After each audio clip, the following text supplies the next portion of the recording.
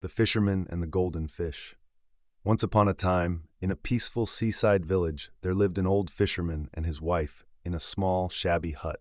The fisherman was a kind and humble man who went out to sea each day, casting his net in hopes of catching enough fish to live on. Their life was simple, but he was content with what they had. His wife, though she loved him, often felt unhappy with their modest life. She longed for a wealthier, more comfortable existence. One morning, like every other day, the fisherman rowed his boat out to sea. He cast his net into the water, hoping for a good catch. But when he pulled it up, he was astonished to find only one fish, a golden fish, glistening in the sunlight. Even more amazing, the fish could speak.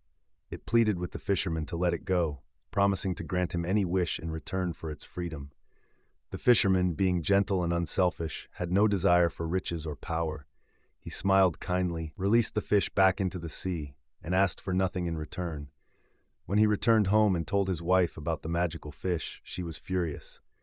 "You fool," she shouted. "You let the fish go without asking for anything? Go back and tell it to give me a new washtub. Ours is old and broken."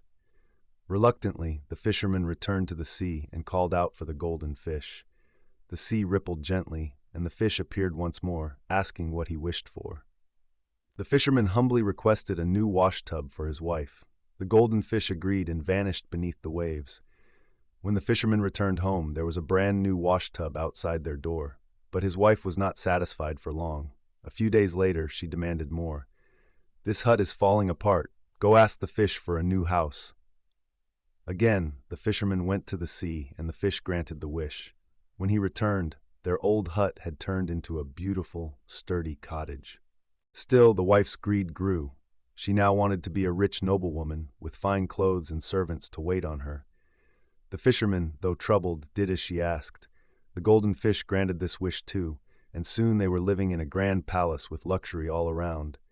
Yet the wife remained unsatisfied. She wanted more. Now she demanded to be a queen. The fisherman, weary and heartbroken, returned to the sea again. The waves were darker this time, and the sky clouded over. The golden fish listened and once again fulfilled the request. The fisherman's wife became queen, ruling over a vast kingdom. Even then, her hunger for power was not appeased. She now wanted to be the queen of the seas, commanding the sun and the moon themselves. The fisherman, horrified by her arrogance, pleaded with her to stop, but she insisted. He made his way to the sea one last time. The waters raged, the wind howled, and the skies grew stormy. The golden fish rose from the depths, sorrow in its eyes. It asked what the old man wanted now.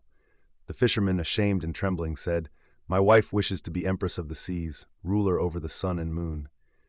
The golden fish said nothing. It simply shook its head and swam away, disappearing into the dark waves. The fisherman waited, but the fish never returned. With a heavy heart, he made his way home. As he neared the village, he was stunned. Everything was gone. The grand palace had vanished, the wealth had disappeared. In its place stood their old broken-down hut. And there, sitting on the ground in ragged clothes, was his wife, holding the same cracked washtub she had once despised. From that day forward, the fisherman's wife was changed. No longer did she complain or demand more. She had learned a painful but important lesson, that greed can strip away even the blessings you already have. She began to appreciate the simple life and the kindness of her husband.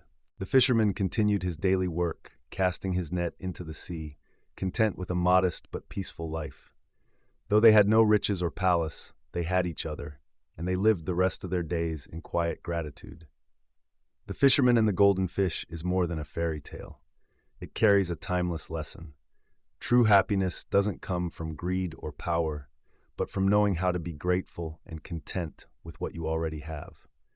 Left unchecked, greed can destroy not only your dreams, but everything you once held dear.